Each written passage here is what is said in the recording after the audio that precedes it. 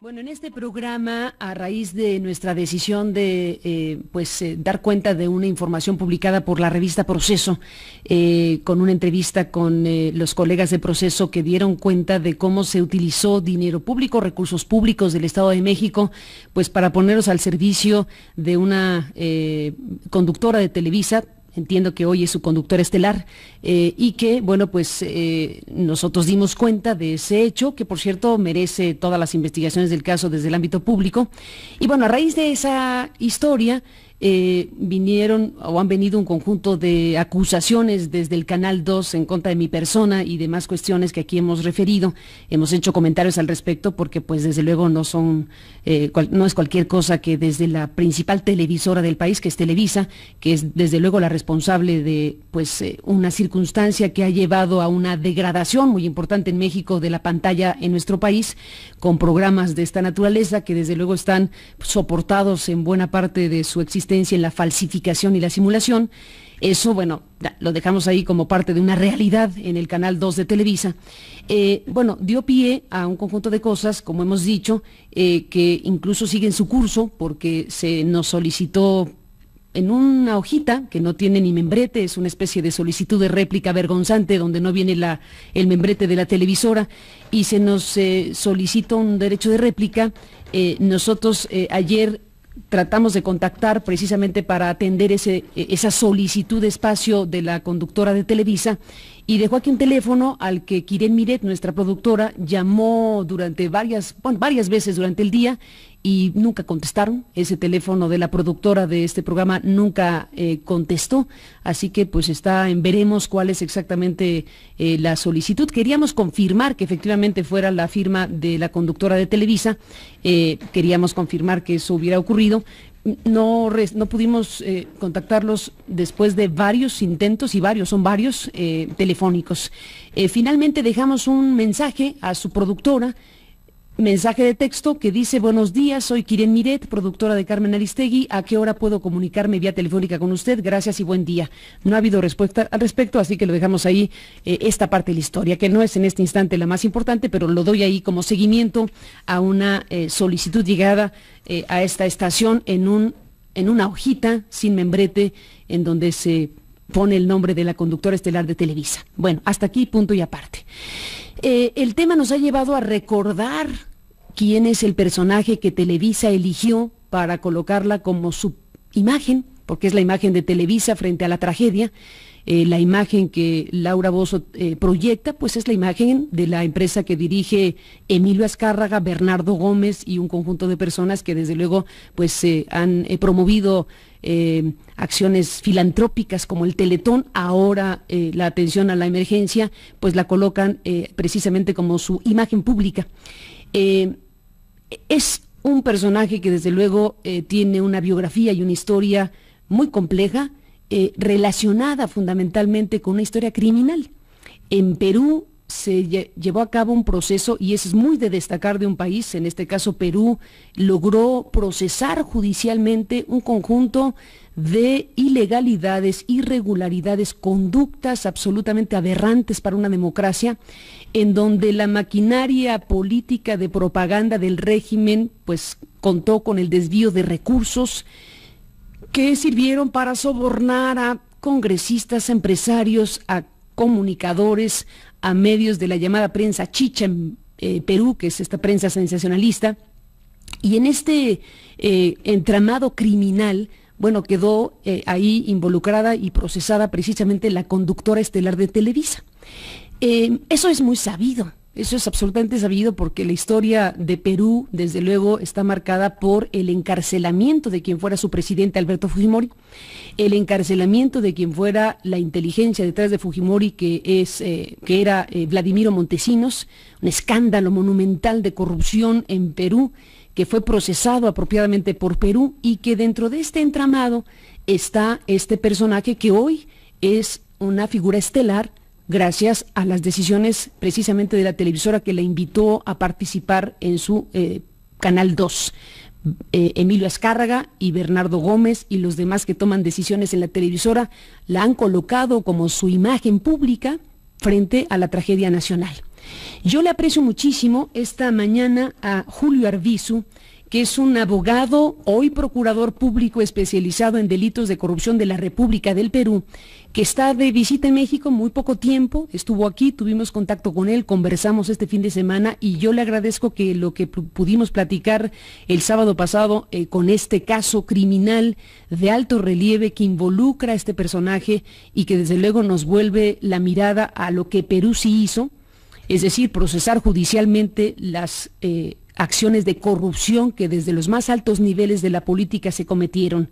Julio Arvizu, procurador, gracias por tomarme esta llamada esta mañana. Buenos días y bienvenido. Buenos días, Carmen, y muchas gracias por la llamada de la invitación. ¿Por qué no, procurador, nos cuenta precisamente esta historia? ¿Por qué no narra de qué está hecha esta historia que involucra a Alberto Fujimori, a Vladimiro Montesinos y en este caso a la hoy conductora estelar de Televisa? Bueno, Carmen, sí, en efecto tú lo has descrito bastante bien. La historia del Perú lamentablemente está atravesada por este decenio aciago en el que una organización criminal asaltó prácticamente todas las instituciones del Estado, pero no solo eso, sino que además extendió sus tentáculos hacia una serie de personajes privados, empresarios entre ellos, empresarios de televisión particularmente. Lo que hubo aquí es un desvío de fondos de las Fuerzas Armadas a lo que fue el Servicio de Inteligencia Nacional, que estaba dirigido por Vladimiro Montesinos, para que administrando esos fondos pudiese repartirlos a los diferentes actores que en suma lo que pretendían era lograr una nueva reelección del señor Fujimori, que ya se había reelegido previamente. En ese contexto, uno de los pagos que se hizo, que además quedó retratado en un vídeo, uno de los famosos Vladivideos, fue el pago que se hizo al dueño de la televisora en la que en ese entonces trabajaba la señora Laura Bozzo. Me estoy refiriendo a dos empresarios, a dos broadcasters de Canal 4. Pues bien, estas dos personas fueron condenadas en un proceso, se les abrió una causa por peculado y finalmente fueron condenadas. Hoy nosotros, desde la Procuraduría, instamos el pago de la reparación civil como indemnización por el delito cometido por estas personas. Pero en simultáneo se abrió una causa contra una serie de personajes, entre ellos esta señora Bozzo, por una serie de versiones relacionadas con que estas personas además habían recibido también dinero de Vladimiro Montesinos Torres. En el caso de la señora Bozzo se desestimaron una serie de entregas periódicas, se le acusaba de haber recibido más de 3 millones de dólares, pero quedó perfectamente probado, por ejemplo, que habiendo tenido la señora Bozzo una causa judicial ajena a estas que se le imputaban, desde el Servicio de Inteligencia Nacional y por orden de Vladimiro Montesinos, acudió un abogado a asistirla, pagó la caución que se le había impuesto en esa causa judicial. De hecho hay una serie de peritajes que acreditaron esa verdad y por ello fue condenada esta señora en primera y segunda instancia, en instancia definitiva por la Corte Suprema del Perú, por el delito de peculado. El delito de peculado, Carmen, es un delito grave de corrupción que supone una pena máxima de 8 años. Bueno, en el caso de la señora Bozzo, que había sufrido una prisión preventiva de carácter domiciliario, fue condenada a una pena suspendida, ¿no? Nunca pisó prisión. Pero esa es un poco en suma la historia judicial, ¿no? ¿Qué significa no pisar prisión? ¿Se hizo una especie de arresto domiciliario, de prisión domiciliaria? ¿Cuál es la figura legal en el Perú? En efecto, la señora Bozzo sufrió prisión domiciliaria, pero como una medida preliminar, antes de la condena. Es decir, una medida preliminar que lo que apunta es arraigar al procesado para evitar que huya o que eluda la justicia. Pero una vez que esta señora fue sentenciada, la condena puede ser a pena efectiva, y en ese caso tendrá que permanecer en prisión, tendrá que ir a una prisión, o puede ser suspendida por un tiempo. En el caso de la señora Bozzo, ella fue condenada a 4 años de pena privativa de libertad, suspendida. Es decir, no pisó prisión, pero fue condenada, es una condenada por delitos de corrupción en Perú. ¿Qué tipo de conductas criminales en este entramado donde había espionaje, había soborno de congresistas, había un conjunto de situaciones que forman parte de un todo que involucró del presidente para abajo en esto que fue procesado en Perú? En este entramado, ¿qué tipo de cosas realizaba o para qué servía, digamos, una figura pública como la que hoy vemos en el Canal 2 de Televisa? Bueno, queda claro que el pago hecho a los dueños de la televisora era para que toda la maquinaria del canal fuese puesto a disposición de la reelección del señor Fujimori. Eso ha quedado absolutamente claro, no solamente del proceso seguido contra Laura Bozzo o contra estos empresarios, sino contra, como tú decías bien, los dueños de la prensa chicha o los periodistas que, digamos, alquilaban la línea editorial de sus diarios. Esto fue, digamos, previsto desde el enfoque de la figura penal del peculado, que no es otra cosa que la administración de fondos o caudales públicos de manera irregular. Si bien este es un delito que se atribuye únicamente a funcionarios públicos, lo que hicimos en Perú fue extender la figura de manera absolutamente legítima hacia los privados que actuaban en participación o en complicidad con estos funcionarios públicos.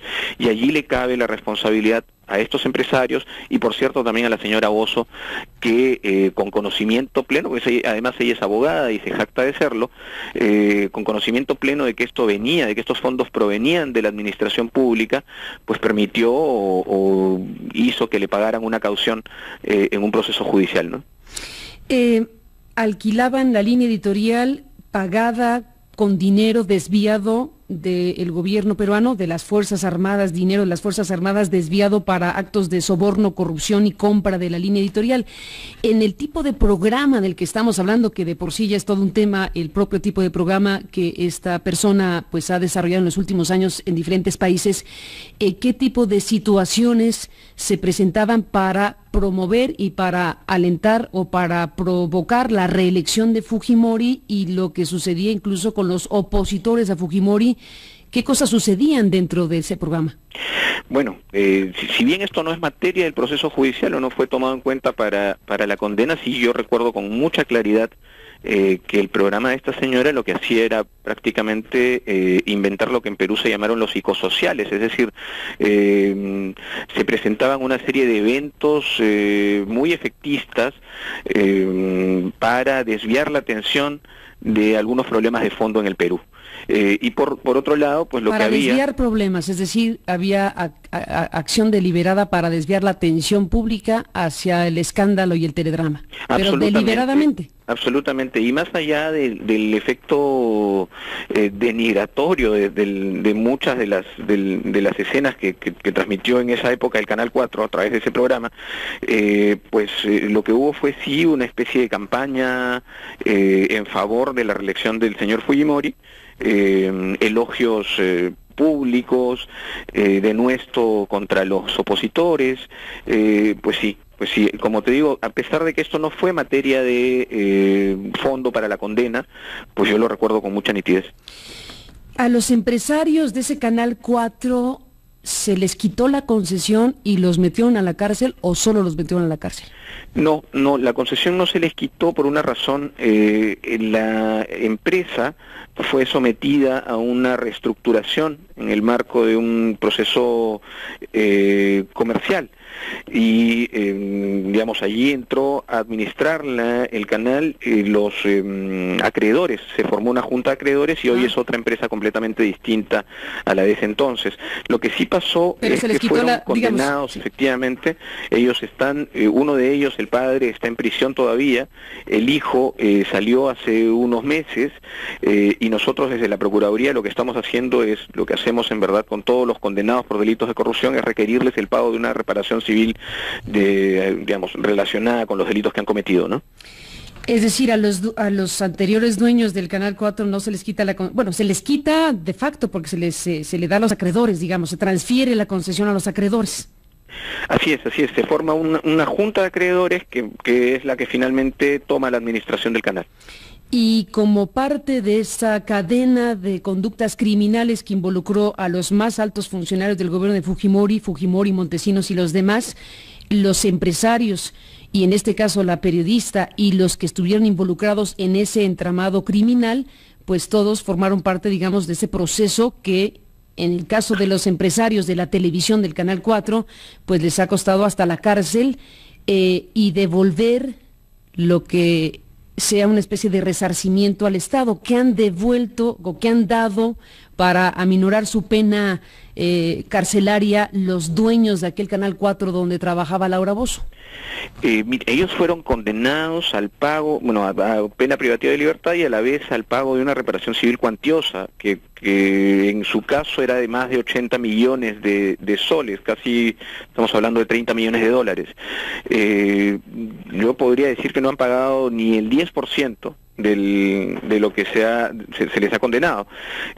Nosotros hemos hecho una serie de medidas, hemos tomado una serie de medidas y de decisiones desde la Procuraduría para embargar sus bienes, buscar sus cuentas personales, ir buscando también testaferros que pudiesen haberse quedado con propiedades suyas, y estamos logrando que estas personas paguen la reparación civil. Acabamos de tener acceso a un terreno que será, espero yo, subastado dentro de unas semanas, y en el caso de la señora Bozzo en particular, ella también fue condenada al pago de una reparación civil que, entiendo yo, ha cancelado, una reparación civil bastante exigua en realidad, que no es más de $10.000 o quizá un poco más de $10.000, ¿no?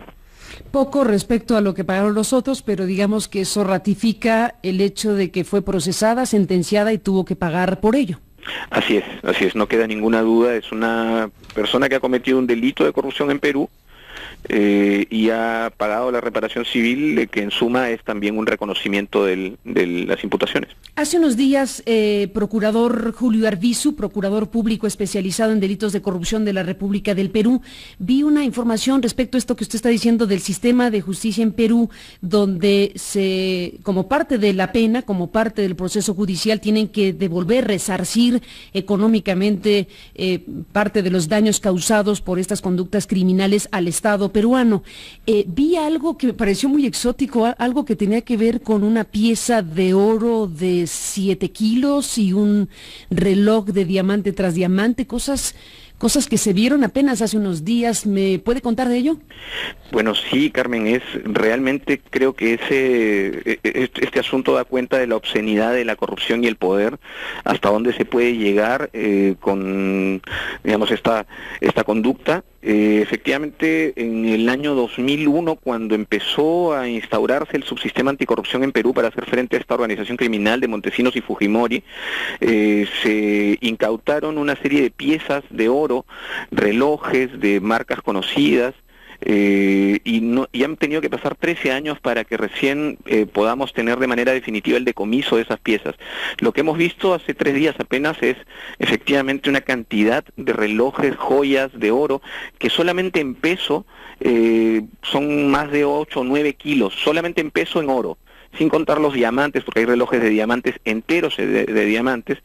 Yo estaba calculando por el peso, cerca de $500,000 solamente en peso, sin contar la maquinaria de los relojes finos, como, bueno, hay varias marcas que prefiero no decir, pero no, yo digo eso da cuenta sinceramente de la degradación a la que llegaron estas personas, y bueno, relacionado con eso, pues una de las imputaciones contra la señora Bozzo, de hecho, fue recibir también una joya de oro de manos de Vladimiro Montesinos, evento que finalmente no quedó registrado, no quedó probado en el proceso, pero que digamos, en algún momento se investigó. En algún momento se investigó. Julio Arvizu, el propio Vladimiro Montesinos, bueno, pues es ya un personaje icónico de América Latina. Los llamados videoescándalos están relacionados con que había también conductas de espionaje, y bueno, pues pasaron todos, digamos, por la oficina de Montesinos. Este hombre que, según se supo, digo, no me meto en la vida personal de nadie, pero aquí es un ingrediente, este hombre se supo, tuvo un vínculo personal con la propia conductora de Televisa, bueno, la actual conductora de Televisa en su momento, y eso era parte del enganche, digamos, de un conjunto de relaciones y de vínculos que condujeron a conductas criminales ya sancionadas en el Perú. Bueno, sí, se ha hablado mucho de eso en Perú, entiendo que ahora se comenta también por acá. En realidad yo creo que lo que subyace a todo esto es un interés económico. O sea, aquí hubo evidentemente detrás del interés de la reelección de Fujimori había el interés del sostenimiento de una organización criminal que había ya acaparado todas las instancias del Estado. La preservación de esa organización criminal en cada una de las instituciones creo que era el objetivo final. Y lo lamentable de eso es que nos ha dejado como secuela una serie de núcleos de corrupción instalados en algunas instituciones. Ya no tenemos una organización criminal bicéfala como esa época, pero hoy tenemos una corrupción quizá mucho más difícil de enfrentar. Esa secuela es nefasta actualmente, nos ha dejado además un proceso de reinstitucionalización pendiente, ¿no? Pues sin duda, Julio Arbizu, seguiremos conversando con usted desde luego mucho más tiempo. Sé que tiene que irse porque lo espera un avión y tiene un vuelo ya programado, pero por lo pronto le agradezco que nos haya compartido esta narración, esta información directamente hoy como procurador contra corrupción en Perú y como parte de quienes formaron ese grupo legal, ese grupo de abogados que estableció la causa criminal contra Fujimori, que formó parte usted pues desde el principio y ahora ya como procurador pues en el seguimiento de lo que es este proceso judicial muy importante para Perú, muy importante para América Latina, y que ahora a raíz de sucesos y de eventos en México que vinculan a este personaje que se encuentra, ¿quién lo dijera? No sé qué piensa usted ya como opinión personal, ¿quién lo dijera que México o que la televisión mexicana adopte como su figura humanitaria pues a un personaje de estas características? Ya lo dejo como procurador y le pregunto como peruano, ¿qué me dice que México tenga en su pantalla estelar a Laura Bozzo como su rostro humanitario? Bueno, en realidad, Carmen, muy apenado porque más allá de mi función, sí, como televidente, como ciudadano, pues siento profunda vergüenza de la conducta de esta señora, pero además, bueno, lo que hoy he podido contarles, pues revela que hay probablemente una intención distinta también dentro del de la misma conducta de esta señora. Yo te agradezco mucho las palabras. En efecto, lo que logramos en Perú es una reivindicación emblemática de la institucionalidad. Nosotros logramos procesar, condenar a un presidente, a muchos militares de alta gradación, a congresistas, a parlamentarios, a empresarios. Creo que eso, digamos, nos distingue de algunas otras realidades, ¿no? Y el hecho de que algunas personas públicas puedan eventualmente, digamos, salir a flote, emerger, no desmerece ese intento, ¿no? Sin la menor duda. Julio Arbizu, le agradezco muchísimo nuevamente que estemos en comunicación y bueno, pues mantengamos el contacto vía México-Perú, pues para lo que haya lugar y para dar seguimiento precisamente a este sin duda importante caso judicial que ha llevado todos estos años y que continúa en sus variantes que usted acaba de mencionar respecto al resarcimiento económico de los imputados, de los sentenciados, y que en este caso ha significado, si yo no entendí mal, Julio, que en el asunto de los empresarios que eran dueños de la televisora donde trabajaba Laura Bozzo, que fueron procesados, que han padecido cárcel incluso, en este caso el hijo salió de la cárcel, pero queda el padre en la cárcel, el dueño del Canal 4. Así es, eso es cierto, y bueno, seguiremos por supuesto desde la defensa del Estado cobrando la indemnización que le deben al Estado por haber cometido los delitos. Eso es parte también de conseguir que la impunidad no se instale como una sensación de desprotección del ciudadano, ¿no? La impunidad como una condición de desprotección del ciudadano, creo que ese es el gran tema. Julio Arbizu, procurador, muchísimas gracias por tomarme esta llamada. Muchas gracias a ti, Carmen. Hasta luego. Gracias, un abrazo, procurador, y buenos días. Eso es Perú. En México, pues tenemos la decisión de una televisora de colocar en su principal canal de televisión a Laura Bozzo como su rostro humanitario. ¿No sabía nada de esto Emilio, Bernardo, José, Alfonso? ¿Alguien ahí? ¿Nadie les avisó de quién se trataba? ¿O pensaron que podría ella, a lo mejor, pues hacer cuestiones parecidas a las del Perú? ¿Alguien pensó recurrir a las habilidades de Laura Bozzo para atacar a críticos o a opositores desde el Canal 2? Como decía ayer Ramón Alberto Garza en su columna de Reporte Índigo, ¿habrá por ahí algún Montesinos mexicano que haya utilizado a Laura Bozzo? Pues a lo mejor se sabe algún día de estos. Por lo pronto, yo estoy pensando que Lucerito pues está en problemas, ¿eh? No vaya siendo que un día de estos nos pongan a Laura Bozzo como la conductora del Teletón.